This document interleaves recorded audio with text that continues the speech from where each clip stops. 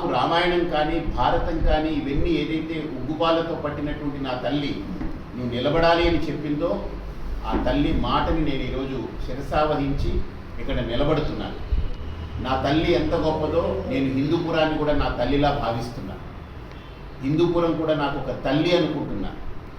అక్కడ కళ్ళు లేని తల్లి ఉంటే ఇక్కడ 2,40,000 మంది కళ్ళు నా అమ్మ కళ్ళు అనుకుంటున్నాను. కాబట్టి ఇంతమంది కళ్ళతో ఈ హిందూపురంలో గెలిచొచ్చి మీ అందరి యొక్క అభిమతంతో మద్దతుతో గెలిచొస్తానని నాకు ప్రగాఢమైన విశ్వాసం ఉంది. అది మీ చేతుల్లో ఉంది. నా గెలుపు అనేది గుర్తుపెట్టుకోండి. నేను ఒకటే చెప్తున్నాను, నేను విన్నది ఏంటంటే ఇక్కడ 2 ప్రధానమైన గుర్తులు ఉన్నాయి. ఒకటి సైకిల్, ఇంకొకటి ఫ్యాన్స్. ఈ మధ్యలో నాకు ఏ గుర్తు వస్తుందో చెప్పలేను. కాబట్టి నాకు ఇవ్వబడే గుర్తుని నేను 30వ తేదీ తర్వాత, అంటే వాళ్ళకి గుర్తు ఉంది, వాళ్ళకి గుర్తింపు ఉంది, వాళ్ళకి అన్ని రకాల వ్యవస్థలు ఉన్నాయి, కానీ నాకు ఈరోజు ఏమీ లేదు. నేను నిలబడడానికి గుర్తే నా చేతుల్లో ఇంకా లేదు. కాబట్టి రేపు నేను నామినేషన్ రేపు మంగళవారం నాడు 23వ తేదీ ఉదయం నేను ఇక్కడున్న ప్రధానమైన ఆలయాలన్నీ సందర్శించి నేను సరిగ్గా 10:30 నేను ఎక్కడైతే నామినేషన్ దాఖలు చేయాలో ఆఫీస్కి వెళ్తాను.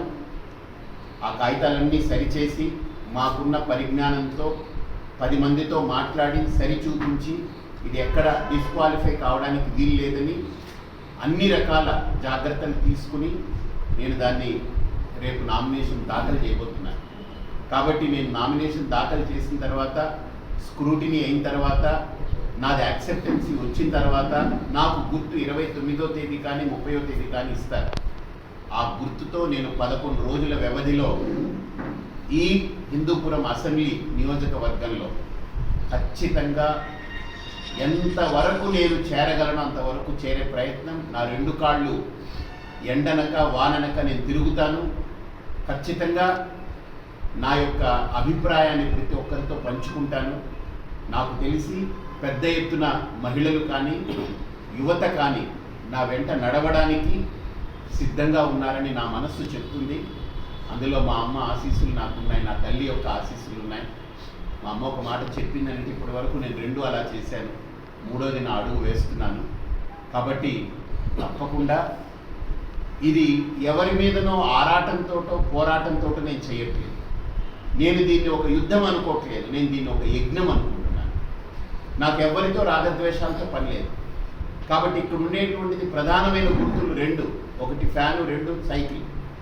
కాబట్టి నేను ఎప్పుడు అనుకుంటుంటాను, ఇక్కడ హిందూపురం ప్రజలు ఈసారి ఫ్యాన్కి వేస్తే అది బెంగళూరులో తిరగవచ్చు, సైకిల్కి వేస్తే అది హైదరాబాద్లో తిరుగుతుంది, కానీ నాకు రాబోయే గుర్తుకు వేస్తే హిందూపురం ప్రజలు ఖచ్చితంగా అది హిందూపురంలోనే తిరుగుతుంది.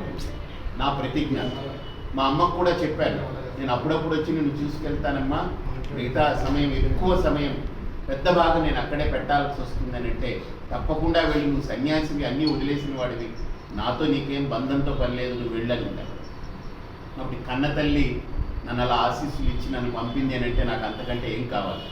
కాబట్టి నేను స్పష్టంగా ఉన్నాను, నా ఆలోచనలో మార్పు లేదు, నా వైఖరిలో మార్పు ఉండదు. అయినా 20వ తేదీ వరకు సమయం ఉంది. నేను ఎందుకు వెళ్ళానంటే, మహాభారతంలో అంటారు కదా, అయినను హస్తినకు పోయి రావాలి, అయినా వెళ్ళొచ్చాను.